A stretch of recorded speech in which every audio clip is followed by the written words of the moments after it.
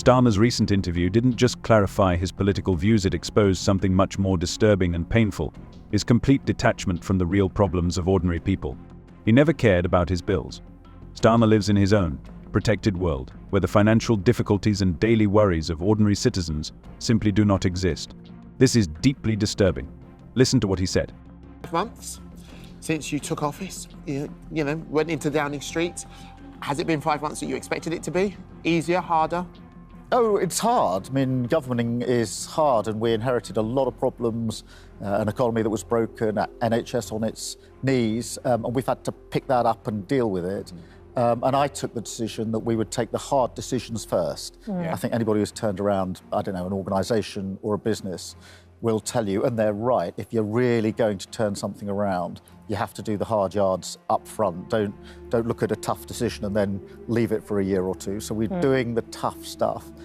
But in the budget, which was probably the toughest, I'm really pleased that we were able to put so much money into the National Health Service, so much money into education so every child can go as far as their talent will take them, and making sure that we're ensuring that people are better off, that their pay slip is protected. Starmer claimed that the new tax policy would affect only a small group of wealthy farmers, but his words quickly turned against him. Hundreds of farmers, despite the biting cold and rain, took to the streets. The question that everyone has been asking is, if the tax affects only a few, then why did so many people feel the need to fight for their rights? The scale of the protests was telling. Starmer's calculations turned out to be far from reality. He did not seem to realize that this tax would fall not only on wealthy estates, but also on many small family farms that are the heart of agriculture. Although he tried to convince the public that only the wealthiest would bear the brunt, the protests suggested otherwise. If his words were true, why didn't this policy find support among those who actually work on the land? Farmers are not just workers, they are keepers of traditions, they are people who, despite all the difficulties, continue to work in conditions of unpredictable weather and rising costs. To downplay the impact of this tax on their lives would not just be disrespectful, it would be a crime against those who give everything for their land and the future of their families. I think anybody watching this who uses the NHS will know we absolutely had to make that a priority. So tough but fair decisions. But look, I wouldn't swap a single day in opposition for a day in power. It's much better to be in power to do things rather than the frustration, as I found it, in opposition for all of those long years where we were just able to say what we would do, like making an offence. Yes, which is much easier than actually being in there. So last time I sat on, 18 months ago, I said this is what we would do. So good to be able to come back and say, this is what I am doing. Every new day brings with it more threatening shadows for British farming. The loss of a farm is not just the loss of a business, it is the destruction of a dream. It is forever. That is why the government seems to be in no hurry to take action, ignoring the most important details and refusing to engage in long-term planning. Instead of listening to those whose lives would be affected by his policies, Starmer simply brushed them off as if they didn't matter. It's easy to talk about supporting the working class, but it's completely unacceptable to ignore their sincere fears and worries with a few careless phrases. The reaction was instant and vivid, and it was not just about the numbers, but also about whether Starmer could be trusted when it came to understanding the consequences of his decisions. His decision to reduce the winter fuel allowance was not just another change in policy, it was a clear and painful statement about who is really important to him. For millions of pensioners in the UK, this benefit was not just a welcome addition, it was vital support that allowed them to keep their homes warm during the cold months when energy bills skyrocketed. But despite his previous criticism of the idea of reducing this allowance, Starmer did exactly that as soon as he took responsibility, leaving many in despair and without hope. That's what you just said. But then there are pensioners who wouldn't say it was fair. There are farmers who wouldn't say it was fair. There are parents of private school children that wouldn't say it was fair either. Small businessmen who wouldn't. I spoke to a friend this morning. He employs quite a few people on minimum wage. He's saying he might have to shut his business down because his national insurance now will be so high that he's going to have to shut the business down. That means people are going to lose jobs.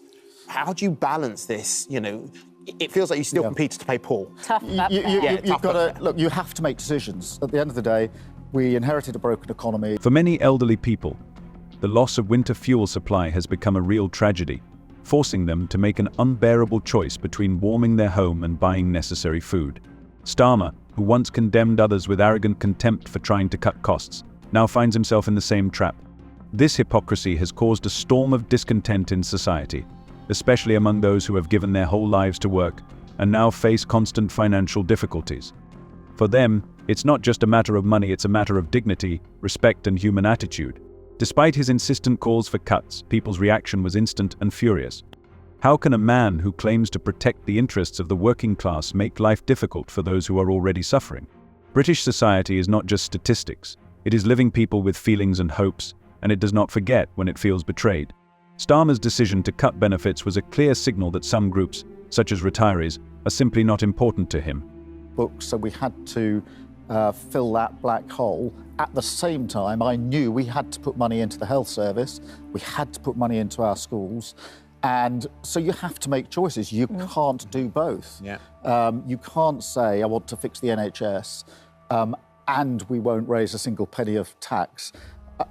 Those are the things that were said for many years. They're not true, and I think they got us into the problem. So I'm not pretending for anybody impacted that things aren't tough. I don't think that's fair or right, whoever is impacted. But political choices are about saying, I do think that just at the moment we've got to pick the NHS up, we've got to get those waiting lists down, we've got to make that a priority. Keir Starmer's popularity is rapidly collapsing, and the reasons for this leave no doubt. The society, disappointed by his actions, loses faith in his ability to be a true leader, and these are not just words, they are the cry of the soul of people who long for change. His rating is falling at a rate that is shocking, faster than any other prime minister in recent history. And the point here is not only his politics, but also his complete inability to establish a sincere connection with those whom he is supposed to represent. Starmer's answers to questions sound evasive and unclear, as if he is afraid to open up, and his persistence in defending unpopular decisions only adds fuel to the fire of public discontent. People crave a leader who can express their worries, who is not afraid to make difficult decisions, but at the same time is ready to listen and hear when mistakes are pointed out to him. They want to see in him a person who understands their pain and hopes. However, Starmer seems to care more about sticking to his position, ignoring the voice of the people and their needs. This is not just politics, it is a betrayal of those who expected support and understanding from him. As time goes on, hopes for change fade, leaving behind only disappointment and a sense of hopelessness. Are you now feeling the pressure? Because I think there's a petition that's currently Your approval online ratings have dropped. 1.9 people who want the election to go again. Million. It's now is over it 2 million now? It's now just over 2 million. Do you feel the pressure? Look, I remind myself that very many people didn't vote Labour at the last election. I'm not surprised that many of them want a rerun. That isn't how our system works. There will be plenty of people who didn't want us in the first place.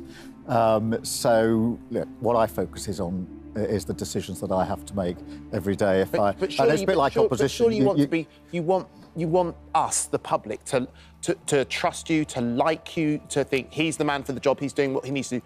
Your approval rating is lower than Nigel Farage's right now. It is becoming more and more obvious every day that Keir Starmer is not trusted by the British people. The UK is facing serious challenges, and the public is beginning to lose faith in its ability to cope with them. People who are hungry for change and hope are beginning to doubt, can he really become the leader they need? The longer he stays away from his fellow citizens, the more he risks losing even the tiny support he still has. If this happens, his leadership will have a long and thorny path to restore trust, and this path will be full of disappointments and difficulties. Time is running out, and hopes for change are fading, leaving behind only a feeling of hopelessness and anxiety. Disappointing whoever I support. The thing is, if you make your mind up, as I have done, that we're going to do the difficult things first, then I think it's inevitable that people do feel they're difficult decisions. I mean, I understand that.